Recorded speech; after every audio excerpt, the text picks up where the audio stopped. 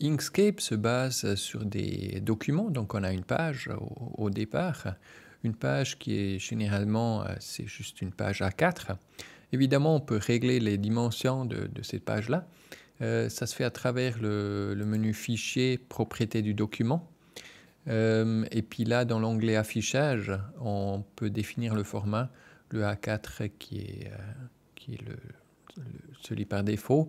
Il y a d'autres aussi, les lettres US ou d'autres formats de A0 à A10, les formats B, etc. Donc on peut tout sélectionner, c'est pré-réglé, c'est assez pratique.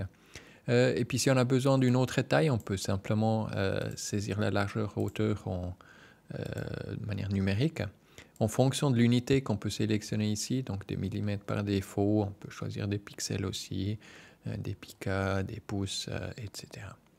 On peut aussi tourner l'orientation facilement comme ça. Ça inverse juste les deux choses là. Il y a quelques détails graphiques qu'on peut régler. On peut changer aussi les unités de l'interface en fonction de ce qu'on veut faire. Parfois, des pixels, c'est plus pratique. Les millimètres, ça dépend un peu de ce qu'on est en train de faire. Il y a aussi d'autres onglets. L'onglet des grilles qui peut être intéressant. On peut créer une grille rectangulaire, par exemple, qu'on voit ici en arrière-plan, où on peut créer la grille en fonction de l'unité. On peut dire, par exemple, on veut avoir des millimètres avec un espacement de tous les 5 millimètres. Donc ça nous crée une grille simple de 5 millimètres, ce qui parfois permet de faciliter l'alignement d'objets d'une mise en page. Donc parfois c'est assez pratique. On peut la cacher aussi, c'est d'ailleurs aussi dans le menu affichage, il y a une option pour l'afficher ou cacher. Il y a aussi des guides qu'on peut définir à certains endroits manuellement. On ne les définit pas ici dans ce dialogue, mais directement dans l'interface. Par contre, on peut les verrouiller tous automatiquement. On peut aussi les supprimer. Ça affiche la grille en même temps, là, ça fait une erreur. Voilà. Et puis pour créer un guide, en fait, ça se passe à travers les règles qui sont affichées ici. Si jamais ils ne sont pas affichés, on peut les afficher là. Afficher, cacher les règles. Pour créer une nouvelle ligne, on peut tout simplement la tirer là. Ça affiche la grille en même temps. Donc la grille, on peut l'afficher ici. On peut la cacher. Donc là, il y a un guide qu'on a créé, une ligne de guide. On peut double-cliquer dessus aussi.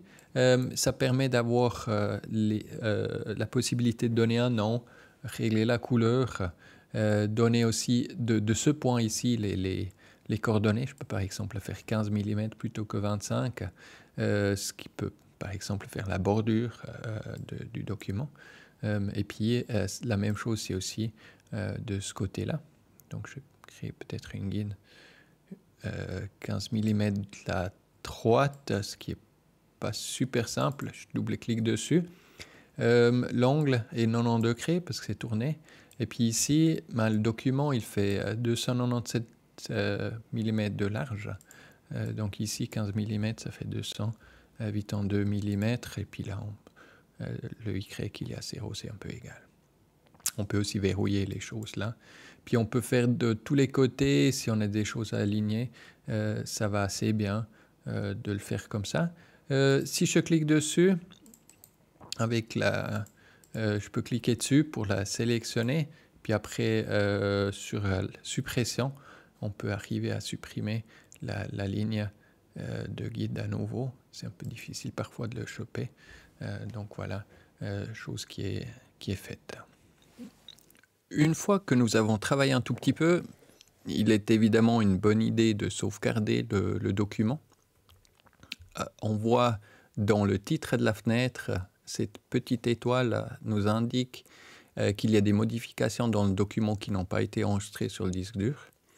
Donc pour enregistrer, c'est assez simple. On peut prendre le bouton enregistrement ou CTRL-S tout simplement. Pour la première fois, je suis allé dans le menu Fichier où on a l'option Enregistrer, mais il y a aussi l'option Enregistrer sous si on veut créer un nouveau document et puis laisser intouché le document précédent. Voilà. On peut aussi enregistrer une copie, donc ces options sont là. Je vais sélectionner Enregistrer. Et puis là, il m'indique une fenêtre du système. Donc, notez que ça peut changer chez vous, évidemment. Chez un système Linux et puis sur Mac et Windows, c'est un tout petit peu différent, mais bon, les options restent à peu près les mêmes. Ce qui est intéressant, c'est le format.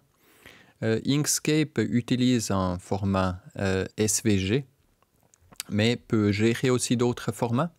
Donc, si on regarde rapidement, on a le format SVG Inkscape, .svg. Il y a aussi une option SVG simple qu'on utilise parfois dans des documents sur le web ou ailleurs, qui n'ont pas certaines informations qu'Inkscape utilise. Donc le fichier sera plus petit, mais il y a moins d'informations dedans. Donc on va perdre certaines informations qui sont spécifiques à Inkscape. On a aussi un format SVG Inkscape compressé, c'est SVG-Z. Le Z, en fait, c'est pour zip. Donc c'est en fait le même format que SVG Inkscape, sauf qu'il a été compressé par la suite. Donc la seule différence, c'est que le fichier il est un tout petit peu plus petit. Donc ça va souvent très bien d'utiliser ce format-là.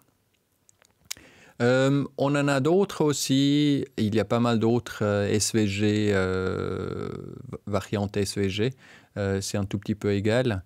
Par exemple, les calques qu'on va découvrir, on peut les enregistrer séparément, dans chaque calque dans un fichier SVG séparé. Ça peut être intéressant plus tard pour des choses avancées. Mais le format qui nous intéresse aussi, c'est le format PDF. En fait, on peut tout simplement enregistrer un document en format PDF sans l'exporter. Donc, ce n'est pas un format d'exportation, c'est un format d'enregistrement. Donc, en fait, je vais choisir ça pour le moment. Juste pour être clair, de manière générale, le format qui est conseillé dans un fichier Inkscape, c'est soit SVG Inkscape, soit SVG Inkscape compressé. Mais pour la démonstration, je prends maintenant le format PDF. J'enregistre ce document et puis il me donne quelques options. Pour le moment, j'ignore ça et puis je peux enregistrer ça. Je peux aussi évidemment ouvrir un fichier PDF de la même manière, le manipuler, les objets du fichier PDF sans problème. Essayez avec un fichier PDF que vous trouvez de quelque part, ouvrez-le avec fichier ouvrir dans Inkscape et puis vous pouvez en fait l'éditer. Généralement, il y a juste quelques soucis avec les polices d'écriture. En fait, les polices d'écriture, ils sont sous copyright. Donc, en fait, s'il ne les trouve pas sur votre système, une copie, ben, il va dire ben, ça ne va pas. Et puis, le texte risque d'être un peu affiché différemment que dans le document d'origine.